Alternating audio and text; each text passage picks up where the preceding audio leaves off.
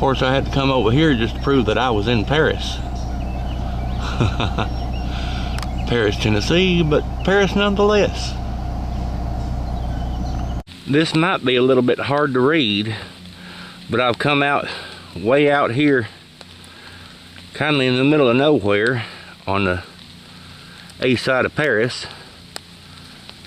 That's the grave of George Dick Anderson Sterrett. He would have been my great-great-grandfather. And he was, looks like in Company B of the 5th Ohio Infantry. I've got his military service records, and he was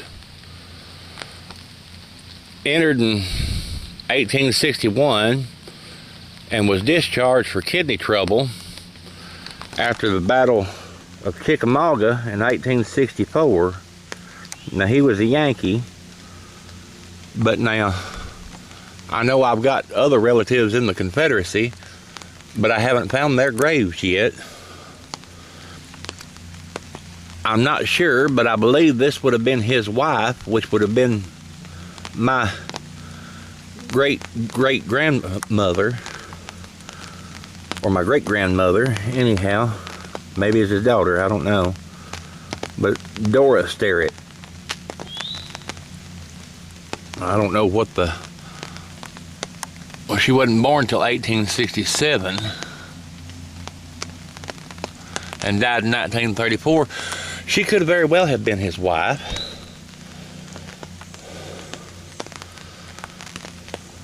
I just wanted to come out here and see if I could even remember how to get here. It's been so many years since I've been out this way. Okay, yeah, now this would have been, this here is my great-grandparents' grave on Mama's side. It would have been my mother's grandfather, would have been Clyde Sterrett. I remember he died after he got kicked in the stomach by a horse. And that's what I'd always heard. And then Eva Guthrie, I barely remember her. I'd have been about 9 years old when she passed. Yeah, she would have been Eva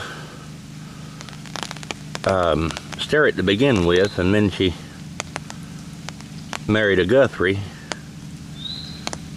Hell, maybe she married an Adams too, I don't know. I'm not exactly sure how that worked there, or if Adams was her maiden name or what.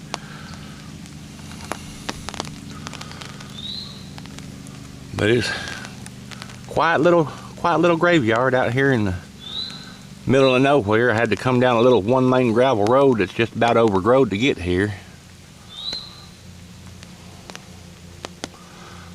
But just looking around at some of the family history. Well, here's my aunt and uncle's house. This land here was originally part of my granddaddy's farm. And this road here goes back to the old family graveyard here in Hyco community in northwest Tennessee. All this land here used to be my granddaddy's back years ago. Got rattling in the back. I've got two new radios to restore. Two new radios, I say. 2 old Philco radios. But this old little lane here just goes back. There used to be a watermelon patch back behind the graveyard where Granddaddy raised his watermelons at. Looks like there's a branch in the road here, so I'll just try to get around it. But, oh, somebody put in a culvert down here. Well, that was nice of them. But when my old bones are laid to rest, they'll be laid to rest right back in this cemetery back here where all the rest of my family is. This is the old family graveyard. Like I say, this used to be in the middle of Granddaddy's property because the property went further on back yonder there. And it went on back, several more acres back there. get out here. Now, anybody that wants to can be buried here. The Hico Church used to use it as their graveyard too, but most of the people I'd say in the graveyard are probably my kinfolk, Ridgeways and Greers and Floods and McClains and McElroys and different ones. And here's my grandmother and granddaddy stone here.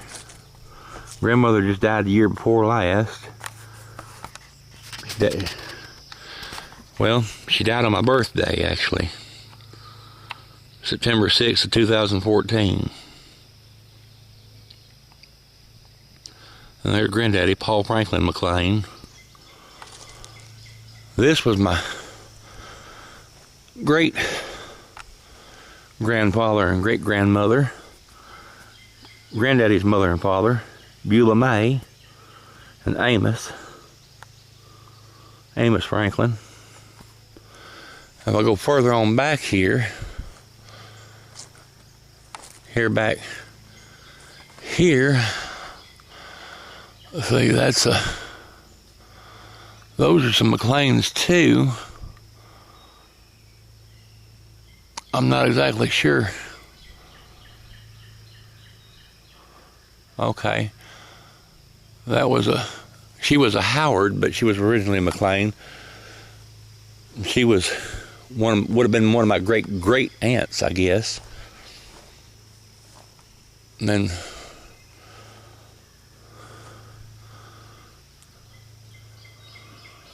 I can't hardly even read some of the stones here anymore. Well, I believe this one here, I think, is Joseph McClain. Yeah, I know you can't hardly read it, but that's Joe McClain, and that would have been my great-great-grandfather. He was born in 1845 and died in 1917.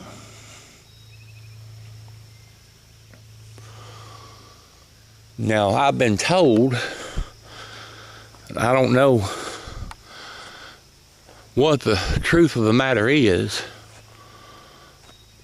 but there used to be, when I was a kid, there was a net wire fence right along the back of the graveyard here, and they told me back then that they used to bury the slaves back here on the other side. And I know you can't hardly see back in there too good. It's all growed up in woods now. But there are several low spots where it looks like they didn't cover it too well, and the grave sunk in. And I have no reason not to believe it, because, like I say, I've been told since childhood that back here on this side of where the fence used to be, well, you can see, well, there's an old fence post there from where the old net wire fence used to stand here. But I was always told that that's where they buried the slaves, was back there. Now, I don't know if any of y'all have it or not, but we have down here every year in September, we have Graveyard Day, and a whole bunch of folks will come up out here and they'll spruce up around and everything, and we'll have a big old picnic out here. It's just been a tradition as long as I can remember. My granddaddy's farmhouse, in the wintertime, you can see it. It's just to the other side of that tree line up there. And my Uncle James lived in a house over here behind those trees. And this is just home to me. The old road has grown up. You can't even see it no more, but it used to go on down past through here and went through the sand ditch and on back to the watermelon patch he had. And to this day, coming up here, you can see back in there, there's an old outhouse still standing there. When they had the picnics, I guess if you gotta go, you gotta go. I've used it a time or two myself. I don't know if it's fit to where you could still stand in it or not, but there's just a few more scenes from around here. I wonder what kind of plant that is. I've seen them growing in people's gardens, but I wonder if it's like them yucca plants that we got up in Indiana.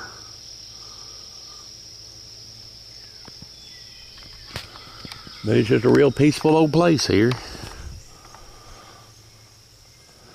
And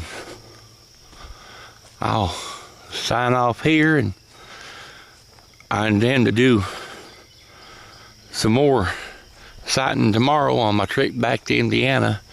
I've been down here, I come down here Friday, and it's Sunday afternoon now. Well, Sunday evening, it's 7 o'clock.